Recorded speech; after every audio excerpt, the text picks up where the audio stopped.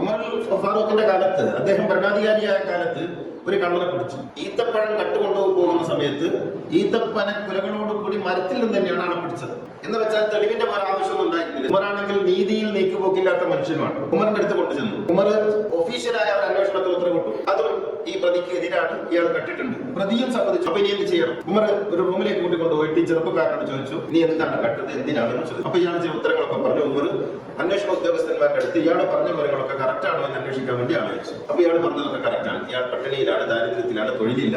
അപ്പൊ ഉമർ എന്താ വിധിച്ചതെന്ന് അറിയുന്നത്? കട്ടവന്റെ കൈവെട്ടണമെന്നാണ് ഖുർആൻ. ഖുർആൻ നടപ്പിലാക്കേണ്ടയാളാണ് ഉമർ. ഉമർ വിധിച്ചത് അങ്ങാടിയിൽ ബിസിനസ് ചെയ്യാനുള്ള കട ഇയാൾക്ക് അടുത്ത മാസത്തിന് ഗവൺമെന്റ് തുറന്നു കൊടുക്കും. അങ്ങനെ ഗവൺമെന്റ് ഇയാൾക്ക് ഒരു കട തുടങ്ങി കൊടുക്കുകയും അയാൾ ആ കടയിൽ കച്ചവടം ചെയ്ത് നന്നാവുകയും ചെയ്തു. ആ ഉടമയ്ക്ക് നഷ്ടമായ സംഖ്യ ഗവൺമെന്റ് കൊടുത്തു. അപ്പൊ എന്താണ് താല്പര്യം എന്നുള്ളതാണ്. ഈ കുറ്റകൃത്യം ചെയ്യുന്നവന്റെ ഇന്റൻഷൻ പ്രധാനമാണ്. അയാൾ എന്ത് ഉദ്ദേശത്തോടു കൂടിയാണ് ഇത് ചെയ്തത് എന്ന് നോക്കണം. അപ്പം ഒരു കർമ്മം മാത്രം നോക്കിയാൽ പോരാ, ഇന്റൻഷൻ നോക്കണം.